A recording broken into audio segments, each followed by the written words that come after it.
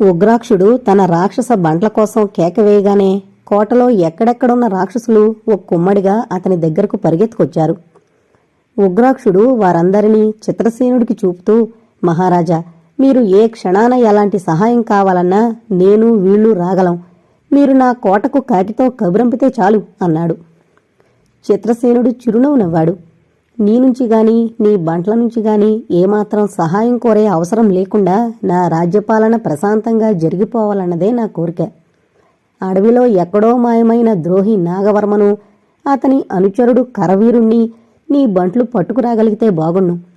నాకు నీకు కూడా ఏనాటికైనా ప్రమాదం అంటూ కలిగితే వాళ్ళిద్దరి నుంచే అన్నాడు చిత్రసేనుడు. మహారాజా, వాళ్లు ప్రస్తుతానికి అయిపూ అజా లేకుండా మాయమయ్యారు. కానీ వాళ్ళు ఎంతో కాలం ఈ అడవుల్లో కొండల్లో దాగి ఉండలేరని నా నమ్మకం.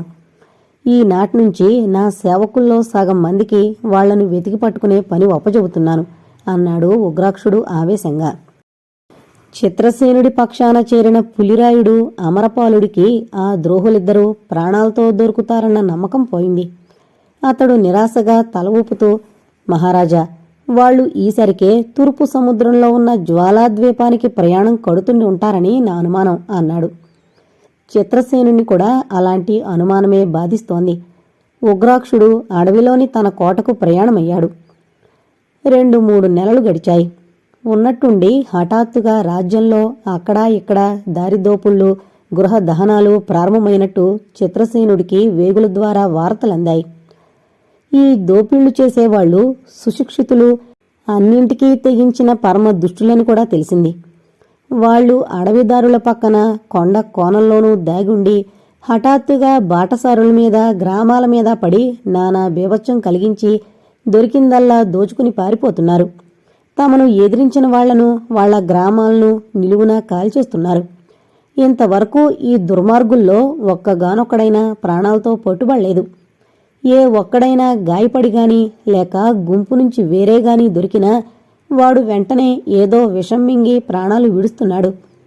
ఆ కారణంగా ఆ దోపిడీగాళ్లను ప్రశ్నించి వాళ్ల నాయకుడెవడో, వాళ్ల నివాస స్థావరాలెక్కడో తెలుసుకునేందుకు సాధ్యం కాలేదు. చిత్రసేనుడు ఒక పని చేశాడు. ఆయన తన మనుషులను రాజ్యంలోని గ్రామాలకు, అడవుల మధ్యుండే గుడాలకు పంపి ఇప్పటి వరకు బందిపోట్లుగాను, దారి దోపిడీగాళ్లుగాను ఉన్న వ్యక్తులందరూ క్షమించబడతారని, వాళ్లు తమ తమ ఆయుధాలతో కపిలపురానికొస్తే ప్రతి ఒక్కరికి వ్యవసాయయోగ్యమైన భూములు ఇవ్వబడతాయని చాటింపు వేయించాడు. చిత్రసేనుడి ఈ ఎత్తుగడ పారింది. వారం తిరగకుండానే దాదాపు 50 మంది బందిపోట్లు కత్తులు కటార్లతో కపిలపురానికొచ్చారు. వాళ్లందరూ రాజభవనం ముందున్న ఆవరణలోకి పోగానే చిత్రసేనుడు తను కొత్తగా నియమించిన సేనానాయకుడు అమరపాలుణ్ణి వెంటబెట్టుకుని వాళ్ల దగ్గరకొచ్చాడు. బందిపోట్లను చూస్తూనే అమరపాలుడు వాళ్లల్లో కొందరిని గుర్తించి చిత్రసేనుడితో, మహారాజా, వీళ్లలో కొందరైనా ద్రోహి నాగవర్మ సైనికులున్నారు. వీళ్లను నమ్మి మడిమాన్యాలు ఇవ్వడం మనకు ప్రమాదం అవుతుందేమో అన్నాడు. మీ నాయకుడు నాగవర్మెక్కడా? అతడే మిమ్మల్ని పంపాడా అని అడిగాడు చిత్రసేనుడు బందిపోట్లను. మాకొక నాయకుడంటూ లేడు మహారాజా. మీరు అనుమానపడ్డట్టు మేము ఒకప్పుడు నాగవర్మ కింద పనిచేసిన వాళ్లమే. కాని ఈ కోటలో మీరు మాటువేసి మా మీదకు రాక్షసుల్ని వదిలినప్పుడు మేము తలా ఒక దారి అయ్యాం. ఆనాటి నుంచి ఈనాటి వరకు ఆ నాగవర్మ ఏమయ్యాడో మాకు తెలీదు అన్నాడు బందిపోట్లకు నాయకుడైన ఒకడు. మీ మాటలు నమ్మడమెలా అని ప్రశ్నించాడు చిత్రసేనుడు. మీ చాటింపు విని మీకు లొంగిపోయి రాజభక్తి గల పౌరులుగా జీవించేందుకు అవకాశం కలుగుతుందని ఇక్కడికొచ్చాం. కేవలం పొట్ట కోసమే మేము దోపిడీలకు, దొంగతనాలకు పాల్పడ్డాం. మా నేరాలు క్షమించి మమ్మల్ని మీ పౌరులుగా స్వీకరించాలని కోరుతున్నాం అన్నాడు బందిపోట్ల నాయకుడు. సరే, మీ మాటలు నమ్మి మీకు సేద్యానికి పొలాలిస్తాను. కాని మీరు 50 మంది కన్నా ఎక్కువ ఉన్నట్టు లేదు. తతిమా దొంగల మాటేమిటి అని ప్రశ్నించాడు చిత్రసేనుడు. మమ్మల్ని మీరు క్షమించి దయగా చూశారని తెలియగానే ఆ మిగిలిన వాళ్లు మీ శరణు జొచ్చేందుకొస్తారు అన్నాడు బందిపోట్ల నాయకుడు. అమరపాలుడు చిత్రసేనుడి చెవిలో రహస్యంగా, మహారాజా, వీళ్ల మాటలు నమ్మేందుకు లేదు.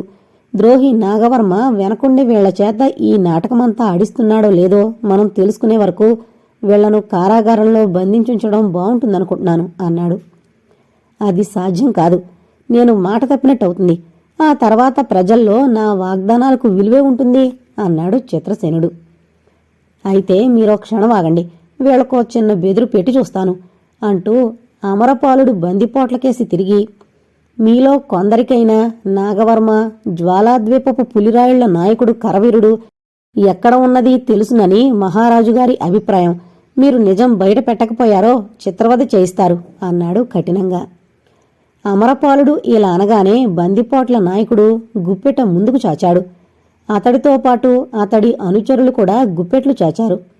బందిపోట్ల నాయకుడు దృఢమైన కంఠస్వరంతో, మహారాజా, మేము మేలుకు కీడుకు కూడా సిద్ధపడే ఇక్కడికొచ్చాం. ఇదిగో మా గుప్పెట్లకేసి చూడండి. ఇందులో చిటికల మీద ప్రాణం తీసే కాలకోట విషం ఉంది. మీ సైనికులు మా దరికొచ్చే లోపలే మేం ఈ విషం మింగి మరణించగలం. మరోసారి ప్రమాణం చేసి చెబుతున్నాను, ఆ నాగవర్మ గురించి గాని కరవీరుని గురించి గాని మాకేమీ తెలీదు అన్నాడు. బందిపోట్ల నాయకుడు అలా అనగానే చిత్రసేనుడికి అమరపాలుడికి కూడా అతడి మాటల్లో నమ్మకం కలిగింది. చిత్రసేనుడు బందిపోట్లకేసి చిరునవ్వు నవ్వుతూ, సరే, ఈనాటి నుంచి మీరు రాజ్యంలోని తక్కిన వారితో పాటు అన్ని హక్కులు గల పౌరులు. మీకు ఈ రాజధాని నగరం దాపులనే వ్యవసాయయోగ్యమైన భూములిప్పిస్తాను అన్నాడు. చిత్రసేనుడు ఇలా అనగానే బందిపోట్ల నుంచి ఒక్కసారిగా జై జై ధ్వానాలు వినిపించాయి. చిత్రసేన మహారాజుకు జై అంటూ వాళ్లు దిక్కులు పికటిల్లేలా నినాదాలు చేశారు. తమ తోటి బందిపోట్లను చిత్రసేన మహారాజు శిక్షించలేదని, వాళ్లకు భూములు ఇవ్వడం జరిగిందని తెలియగానే రాజ్యంలోని బందిపోటు ముఠాలన్నీ కపిలపురం వచ్చి రాజుగారికి లొంగిపోయాయి. చిత్రసేనుడికి ఇక తన పరిపాలన ఏ ఒడిదుడుకులు లేకుండా సాగుతుందన్న నమ్మకం కలిగింది. కాని అతడికప్పుడు ద్రోహి నాగవర్మ ఏమయ్యాడు, ఇంకా బతికే ఉన్నాడా, ఉంటే ఎక్కడున్నట్టు అన్న అనుమానాలు కలుగుతుండేవి. అమరపాలుడు మాత్రం నాగవర్మ కరివీరుడితో కలిసి జ్వాలాద్వీపం వెళ్లి ఉంటాడని చెబుతుండేవాడు. అలా జరుగుంటే ఏదో ఒకనాడు వాళ్లు తిరిగి భయంకర పక్షులతో రాజ్యం మీద ప్రత్యక్షమవుతారు. ఇలాంటి చిన్న చిన్న భయాలతో ఉన్న చిత్రసేనుడు తన భార్య గర్భవతి అయిందని తెలిసినప్పుడు మరింతగా ఆందోళన పడ్డాడు. ఆ పుట్టబోయే శిశువు మగపిల్లవాడైనా ఆడపిల్లైనా 5 ఏళ్లు పెంచి రాక్షసుడైన ఉగ్రాక్షుడి పరం చెయ్యాలి. నెలలు గడిచాయి. రాణి కాంతిమతి ఒకనాటి సూర్యోదయం వేళ ఒక మగపిల్లవాణ్ణి కన్నది. రాజ్యంలో ఆనందోత్సాహాలు వెల్లివిరిశాయి. ప్రజలు ఉత్సవాలు చేసుకున్నారు.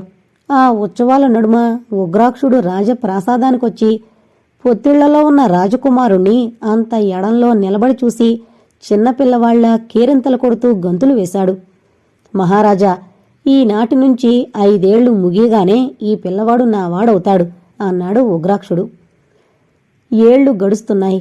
కపిలపుర రాజ్యంలో రాత్రివేళల అక్కడక్కడ ఆకాశంలో ఎగిరే మంటలు కనిపిస్తున్నాయని, అవి అగ్ని పక్షులేనని ప్రజలు చెప్పుకోసాగారు. క్రమంగా ఈ వార్తలు చిత్రసేనుడికి అందాయి.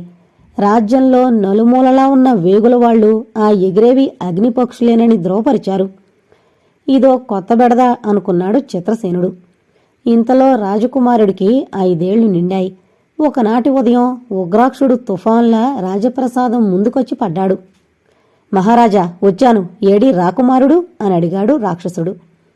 ఇప్పుడే వస్తున్నాడు, కొత్త దుస్తులు అవి అలంకరిస్తున్నారు, ఆగు అన్నాడు చిత్రసేనుడు. చిత్రసేనుడి ముఖంలో ఏమాత్రం విచారఛాయలు లేకపోవడం చూసి ఉగ్రాక్షుడు ఆశ్చర్యపడ్డాడు. తన ప్రథమ సంతానాన్ని ఇంత నిర్వికారంగా అతడు తన పరం చేస్తున్నాడేం? కుర్రవాడు కుంటిగాని గుడ్డిగాని కాదు కదా. ఉగ్రాక్షుడు ఇలా ఆలోచిస్తున్నంతలో దాసీలు పుష్టిగా ఆరోగ్యంగా ఉన్న ఒక కుర్రవాణ్ణి తెచ్చి ఉగ్రాక్షుడు ముందు నిలబెట్టారు. ఉగ్రాక్షుడు ఆ కుర్రవాణ్ణి చూసి ఉత్సాహంతో చప్పట్లు చరిచి 2 చేతులతో పట్టి భుజం మీదకెత్తుకుంటూ, మహారాజా, మీరు అన్నమాట మీద నిలబడ్డారు, మీ మేలు మరువను అంటూ కోట ద్వారం దాటి అడవిలో ప్రవేశించాడు. ఉగ్రాక్షుడు అడవి చేరగానే అతడి భుజం మీదున్న కుర్రవాడు దూరంగా చేయి చూపుతూ, అయ్యా అయ్యా, ఆ చెట్టు కిందున్న ఎండు కర్రపుల్లలు నాకు కావాలే అని మారం చేశాడు. ఉగ్రాక్షుడు భుజం మీద నుంచి కుర్రవాణ్ణి దించి కర్రపుల్లలు తెచ్చి అతడికిస్తూ, ఈ కర్రతో ఏం చేస్తావు బాబూ అని ముద్దుగా అడిగాడు. వంటింట్లోకి కుక్కలు కోళ్లు రాకుండా తరుముతాను అన్నాడు కుర్రవాడు. ఉగ్రాక్షుడు ఉలిక్కి పడ్డాడు. రాజకుమారుడు వంటింట్లోకి కుక్కలు కోళ్లు రాకుండా తరవడమేమిటి? మీ అయ్య ఏం చేస్తుంటాడ్రా బాబూ అని అడిగాడతను. వంటింట్లో మాంసం అన్నం వండుతుంటాడు. ఏదైనా కుక్క మాంసం ఎత్తుకుపోయేందుకొచ్చిందో ఈ కర్రతో నడు ఎరగేస్తాను అన్నాడు కుర్రాడు. ఇంత మోసమా? వంటవాడి కొడుకును రాజకుమారుడని నాకిస్తారా అంటూ ఉగ్రాక్షుడు కుర్రవాణ్ణి భుజాన వేసుకుని హోంకరిస్తూ కపిలపురం కోటకు బయలుదేరాడు. ఉగ్రాక్షుడు కోట ద్వారం దగ్గరకు రావడం చూస్తూనే అమరపాలుడు చిత్రసేనుడి వద్దకు పోయి, మహారాజా, ఆ రాక్షసుడు భూమి దద్దరిల్లేలా అడుగులు వేస్తూ కోటలోకి వస్తున్నాడు అని చెప్పాడు. చిత్రసేనుడు నివ్వెరపోయాడు. రాణి కాంతిమతి వెలవెలపోయింది. అయితే ఆ కుర్రవాడు ఎవడైంది ఉగ్రాక్షుడు గ్రహించాడన్నమాట అన్నాడు చిత్రసేనుడు. వాణ్ణి మనం అంత సులభంగా మోసగించలేం మహారాజా అన్నాడు అమరపాలుడు. అలాగే తోస్తోంది అంటూ చిత్రసేనుడు కాంతిమతికేసి ఓ క్షణకాలం చూసి, మనం విచారించి లాభం లేదు. నేను అతడికి వాగ్దానం చేసినప్పుడు పరిస్థితులు ఈ విధంగా పరిణమిస్తాయని ఊహించలేకపోయాను అన్నాడు. వాణ్ణి హతమారిస్తేనో మహారాజా అన్నాడు అమరపాలుడు. అది అంత తేలిగ్గా సాధ్యమయ్యేది కాదు. ఒకవేళ సాధ్యమైనా రాజ్యం అల్లకొల్లోలం కావడం, నేను మాట తప్పాననే అపకీర్తి పొందడం జరిగి తీరుతుంది అన్నాడు చిత్రసేనుడు. రాణి కాంతిమతి చొప్పున ఆసనం మీద నుంచి లేచి, మహారాజా, ఆ రాక్షసుడి సంగతి నాకు వదలండి అంటూ తన గదికేసి వెళ్ళిపోయింది. ఇంతలో ఉగ్రాక్షుడు రాజప్రసాదం సమీపించి, మహారాజా, మహారాజా అంటూ గావుకేకలు పెట్టాడు. ఆ కేకలు వింటూనే చిత్రసేనుడు అమరపాలుడు మేడమెట్లు దిగి కిందకొచ్చారు. చిత్రసేనుడు ఉగ్రాక్షుడికేసి చిరునవ్వు నవ్వుతూ, ఏం జరిగింది ఉగ్రాక్ష అన్నాడు. మోసం మహారాజా, మీరీ విధంగా ఆడి తప్పుతారని నేననుకోలేదు అన్నాడు ఉగ్రాక్షుడు భుజం మీద నుంచి కుర్రవాణ్ణి కిందకు దింపుతూ. దాసీల వల్ల పొరపాటు జరిగిపోయింది. వాళ్ల హడావిళ్ళో నీకు రాజకుమారుడికి బదులు మంత్రి కుమారుణ్ణిచ్చారు అన్నాడు అమరపాలుడు. వీడు మంత్రి కుమారుడా? హహహ అంటూ ఉగ్రాక్షుడు పెద్దగా నవ్వి కుర్రవాణ్ణి 2 చేతులతో పట్టి పైకెత్తుతూ, వీడు వంటవాడి కొడుకు, మంత్రి కుమారుడు కాదు. అసలు నాకు కావలసింది చిత్రసేన మహారాజుగారి మొదటి సంతానం. దానికి బదులు ఈ రాజ్యమంతా నాకిస్తానన్నా తీసుకోను అన్నాడు. కొంచెం ఆగు, కుర్రవాడికి మంచి దుస్తులు తొడిగి ఇప్పుడే తీసుకొస్తారు అన్నాడు చిత్రసేనుడు. క్షణాల మీద దాసీలు చక్కని పట్టు దుస్తులతో అలంకరించిన ఒక కుర్రవాణ్ణి తెచ్చి ఉగ్రాక్షుడి ముందు నిలబెట్టారు. ఉగ్రాక్షుడు ఈ కుర్రవాడికేసి దాసీలకేసి 1-2 సార్లు పరీక్షగా చూసి దాసీలతో, అమ్మాయిలు, మీరు హడావిళ్ళో రాజకుమారుల్లా మరెవరినైనా తీసుకురాలేదు కదా అని అడిగాడు. నీకంత అనుమానమైతే అబ్బాయిని అడుగు అన్నారు దాసీలు. ఈ లోపల చిత్రసేనుడు అక్కడ్నుంచి వెళ్ళిపోయాడు. ఉగ్రాక్షుడు కుర్రవాణ్ణి సమీపించి వాణ్ణి చేతుల్లోకి తీసుకుంటూ, నీ పేరేమిటి బాబూ అని అడిగాడు. యువరాజు అన్నాడు కుర్రవాడు. దాసీలు పెద్దగా నవ్వుతూ, అదేం ప్రశ్న ఉగ్రాక్ష, నువ్వెవరి కొడుకు అని కుర్రవాణ్ణి ప్రశ్నిస్తే నిజం బయటపడేది కదా అన్నారు. నన్ను మోసం చేయదలుచుకుంటే అలాంటి ప్రశ్నకు వీడు ఎలాంటి జవాబివ్వాలో ముందుగానే మీరు నేర్పుంటారు. అందుకనే నేను మరో రకంగా ప్రశ్న అడిగాను. వీడు రాజకుమారుడు అవునో కాదో తెలుసుకునేందుకు. అడవిలో వీడికొక పరీక్ష ఉంది. ఈసారి కూడా మీరు నన్ను మోసం చేసినట్టు బయటపడిందో మీ దాసీలందర్నీ ఎత్తుకుపోయి నా బంట్లకిచ్చి పెళ్లి చేసేస్తాను అన్నాడు ఉగ్రాక్షుడు. ఉగ్రాక్షుడన్న మాటలు విని కొందరు దాసీలు నవ్వుకున్నారు, కొందరు భయపడ్డారు. ఉగ్రాక్షుడు కుర్రవాణ్ణి భుజానెక్కించుకుని వేగంగా అడుగులు వేసుకుంటూ అడవిలో ప్రవేశించాడు. ఉగ్రాక్షుడు అడవిలో కొంత దూరం నడిచిన తర్వాత కుర్రవాణ్ణి రాజకుమారుడు అవునో కాదో పరీక్ష చెయ్యాలనుకున్నాడు. అతడికి దారి మధ్య వంటవాడి కొడుకు జారవిడిచిన కర్రపుల్ల కనపడింది.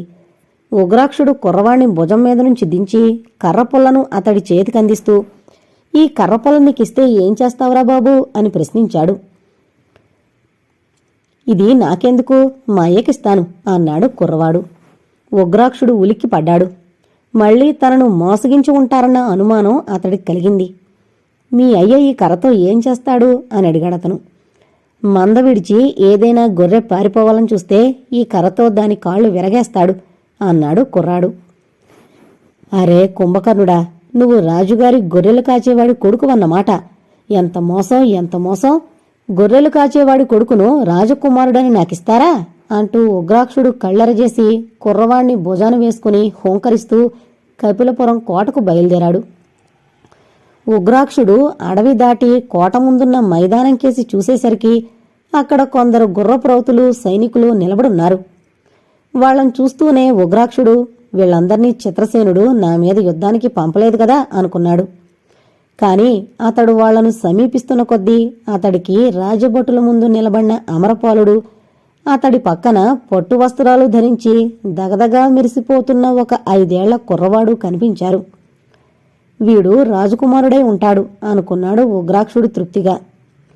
ఉగ్రాక్షుడు అల్లంత దూరంలో ఉండగానే అమరపాలుడు పెద్దగా కేకపెట్టి, ఉగ్రాక్ష, ఇడుగో రాకుమారుడు. రెండోసారి కూడా దాసీల వల్లనే పొరపాటు జరిగిపోయింది, ఏమీ అనుకోకు అన్నాడు.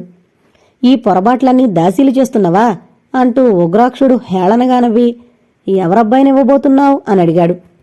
ఈ కుర్రవాడు ఎవరో కాదు, యువరాజు, చిత్రసేన మహారాజు ప్రథమ సంతానం అన్నాడు అమరపాలుడు కోపంగా. ఉగ్రాక్షుడు ఆ కుర్రవాణ్ణి పరీక్షగా చూసి, వీడు తప్పక రాజకుమారుడే అని ధృవపరుచుకుని, నన్నింత ఆయాసపెట్టి మీరింత ఆయాసపడే కన్నా మొదటిసారిగానే యువరాజును నాకిస్తే సరిపోయేది కదా అన్నాడు. నువ్వు రాక్షసుడివి గనుక కన్న కడుపు తీపి ఎలా ఉంటుందో నీకు తెలీదు. రాణి మూర్చపోయింది. మహారాజు దుఃఖంతో తన గదిలో పడుకునున్నాడు. ఆయన ముందు వెనకలు ఆలోచించకుండా నీకు చేసిన వాగ్దానం ఈనాడు ఎంత విచారకారణమైందో నీకు తెలీదు. సరే, నువ్వొచ్చిన పని అయింది కదా అన్నాడు అమరపాలుడు. అవునవును అంటూ ఉగ్రాక్షుడు బిక్కమొహం వేసి రాజకుమారుణ్ణి భుజం మీదకెత్తుకుంటూ, ఏదో ఒకనాడొచ్చి మహారాజుగారి దర్శనం చేసుకుంటాను అంటూ అడవికేసి బయలుదేరాడు. ఇక మీదట రాజకుమారుడికి ఎటువంటి కష్టం కలగకుండా చూస్తూ పెంచి పెద్దవాణ్ణి చేసే భారం నీది, జాగ్రత్త అంటూ అమరపాలుడు వెనక నుంచి కేకేశాడు. ఉగ్రాక్షుడు ఆ కేక వింటూనే నడుస్తున్నవాడల్లా ఆగి వెనుతిరిగి, ఈనాటి నుంచి వీడు చిత్రసేన మహారాజు కుమారుడు కాదు, నా కుమారుడు ఉగ్రదత్తుడు, తెలిసిందా అంటూ హోంకరించాడు. ఉప్పొంగుతున్న ఉత్సాహంతో ఉగ్రాక్షుడు అరణ్యానికి అడ్డం పడి తన కోటకేసి నడుస్తూ భుజం మీదున్న రాజకుమారుడితో, బాబూ, ఈ వాల్టి నుంచి నువ్వు నా కుమారుడివి. నీ పేరు ఉగ్రదత్తుడు. ఈ అడవంతా నీదే. నీకు సేవ చేయడానికి, నీ ఆజ్ఞల్ని పాలించేందుకు 100 కొలది బంట్లు మన కోటలో ఉన్నారు అన్నాడు. ఉగ్రాక్షుడు తన కోటను సమీపించాడు. కోట ముందు తమ తమ కుటుంబాలతో రాక్షస బంట్లు సోలుపులుగా నిలబడున్నారు. వాళ్లు ఉగ్రాక్షుణ్ణి రాకుమారుణ్ణి చూస్తూనే జయజయధ్వానాలు చేశారు. ఉగ్రాక్షుడు తన సేవకులకు రాకుమారుణ్ణి చూపుతూ, వీడు మీ కాబోయే నాయకుడు, పేరు ఉగ్రదత్తుడు అన్నాడు. వెంటనే ఉగ్రదత్తుడికి జై అన్న కేకలు వినిపించాయి. ఉగ్రాక్షుడు కోటలో ప్రవేశించి అక్కడ చక్కగా అలంకరించిన ఒక గదిలో ఉగ్రదత్తుణ్ణి భుజం మీద నుంచి దింపుతూ, ఉగ్రదత్త, ఈ గది నీది. నీతో కలిసి ఆడుకునేందుకు నీ వయసు వాళ్లే అయిన 2 బాలుర్ని తెప్పిస్తాను అన్నాడు. ఉగ్రాక్షుడు తన బంట్లలో ముఖ్యులైన వారిని 4గురిని పిలిచి, మీరు ఇప్పుడే బయలుదేరి వెళ్లి ఉగ్రదత్తుడి వయసు వాళ్లైన 2 మగపిల్లల్ని పట్టుకురండి. ఇది కొంత రహస్యంగా జరగాలి. మనం పల్లెల మీద పడి పిల్లల్ని అపహరిస్తున్నట్టు చిత్రసేన మహారాజుకు తెలియకూడదు అన్నాడు. అయితే ఈ పని రాత్రివేళ జరగడమే మంచిది అన్నాడొక బంటు. అలాగే చేయండి, కాని చీకట్లో తెలియక ఏ గుడ్డివాళ్లనో కుంటివాళ్లనో పట్టుకునొస్తే మాత్రం మీ చర్మాలు ఒలిచేస్తాను. ఇదిగో, మీరు పిల్లల్ని దొంగలించిన ఇంట్లో ఈ బంగారు కాసుల సంచులు వదిలిరండి అంటూ ఉగ్రాక్షుడు తన బంట్లకు బంగారం ఉన్న 2 సంచులిచ్చాడు. కొద్ది రోజులు గడిచాయి. ఒకనాటి ఉదయం ఉగ్రాక్షుడు ఉగ్రదత్తుణ్ణి కోట ముందున్న ఆవరణలో ఆడిస్తూ ఉండగా 4 రాక్షస బంట్లు పాటలు పాడుతూ ఈలలు వేస్తూ అక్కడికి పరిగెత్తుకొచ్చారు. వాళ్ల చేతుల్లో ఉగ్రదత్తుడి వయసు వాళ్లే అయిన 2 కుర్రవాళ్లున్నారు. వాళ్లను చూస్తూనే ఉగ్రదత్తుడు ఉత్సాహంగా గంతులు వేయసాగాడు. కాని ఆ కుర్రవాళ్ళిద్దరూ భయంతో బిక్కుబిక్కుమంటున్నారు.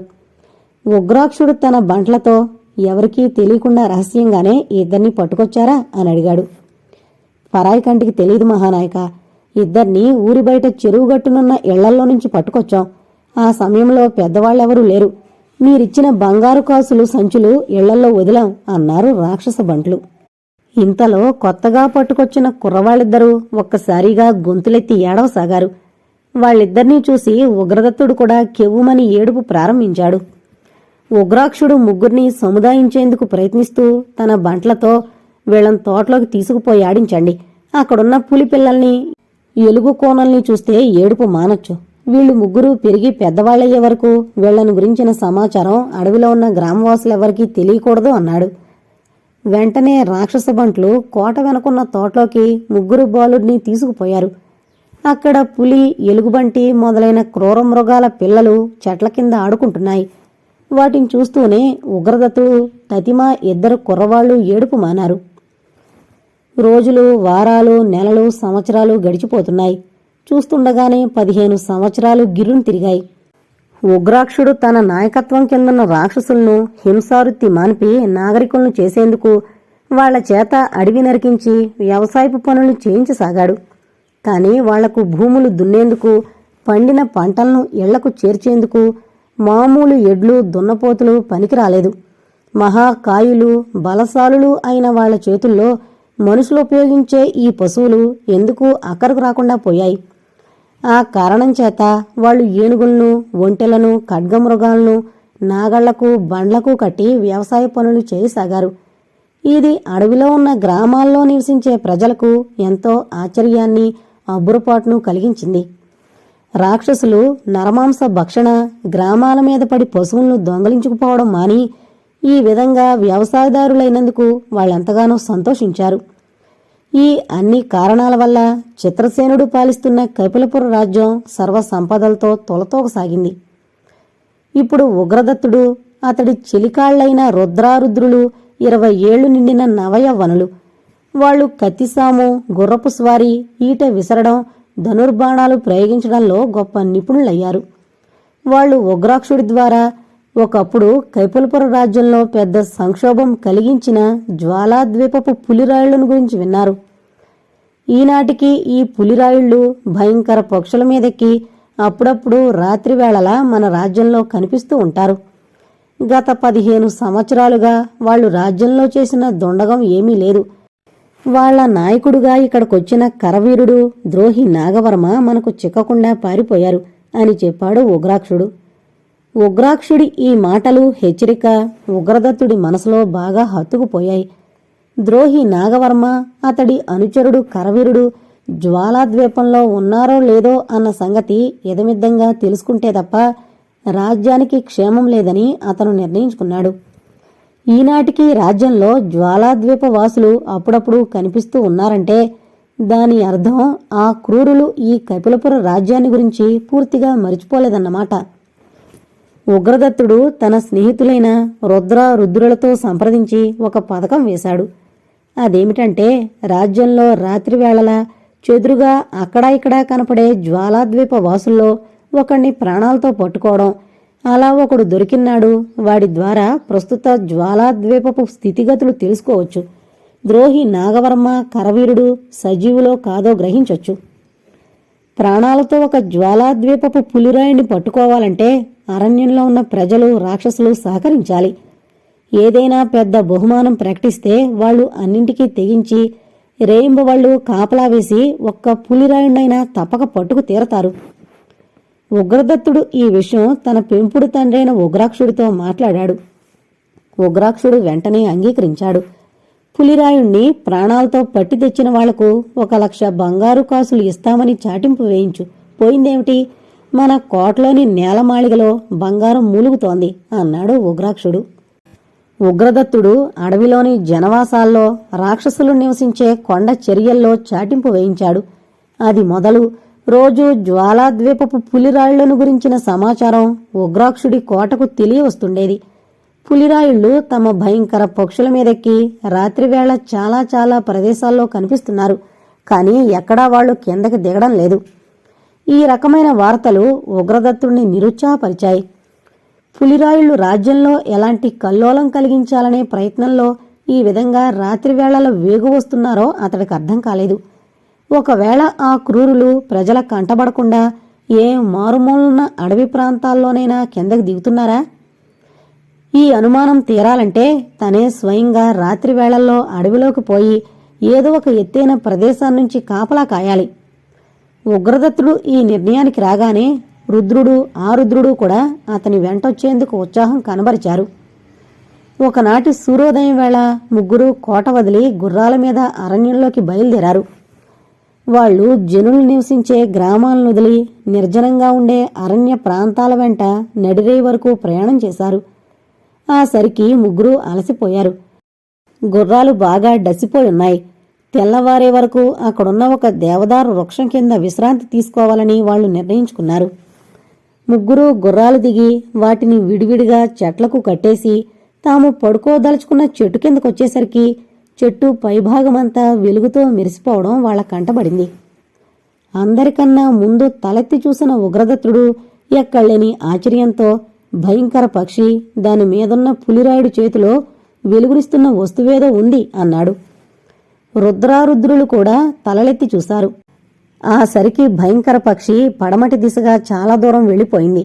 వాళ్లు కూడా పక్షిపోతున్న వైపు నుంచి వెలుగు రావడం గమనించారు. నేను ఈ దేవదారు చెట్టు చిటారు కొమ్మకెక్కి మనం ప్రస్తుతం ఎలాంటి పరిసరాల్లో ఉన్నామో చూస్తాను అన్నాడు రుద్రుడు. ఇందుకు ఉగ్రదత్తుడు ఆ రుద్రుడు సరేనన్నట్టు తలలూపారు.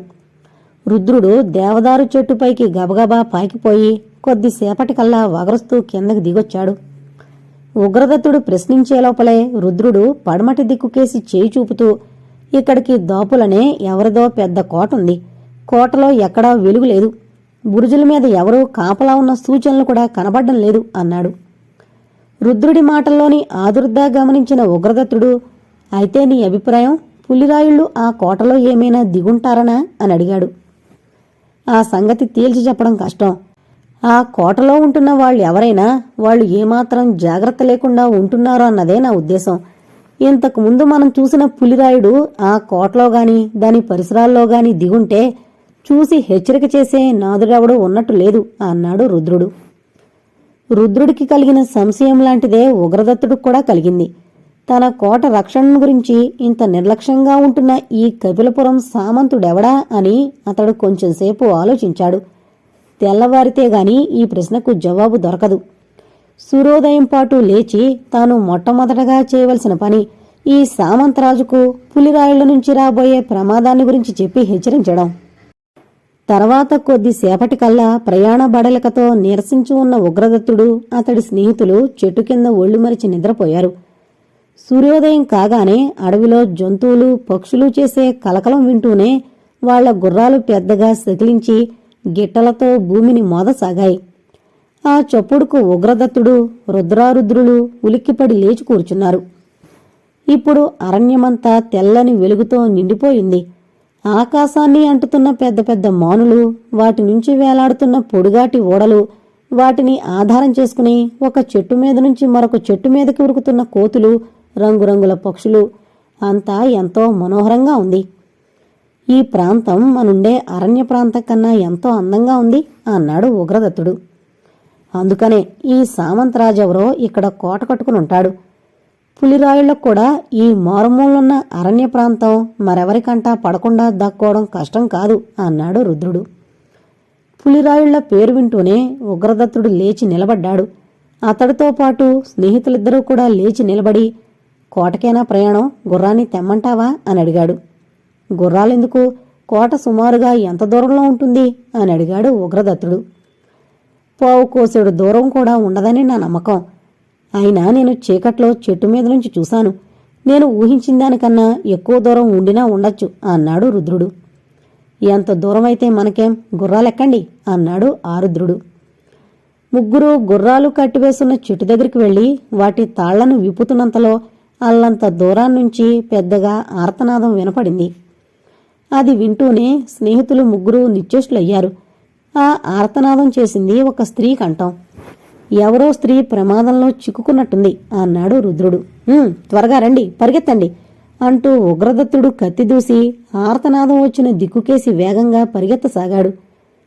స్నేహితులు ముగ్గురు కొంత దూరం పరిగెత్తేసరికి చెట్ల వెనకగా కొన్ని మానవాకారాలు కనిపించాయి. మరికొంత దూరం ముందుకు వెళ్లేసరికి పట్టు వస్త్రాలు ధరించి సర్వాభరణాలతో ఉన్న ఒక యవ్వనవతిని నలుగురు పులిరాయుళ్లు పట్టుకునేందుకు చేసే ప్రయత్నం వాళ్ల కంటబడింది.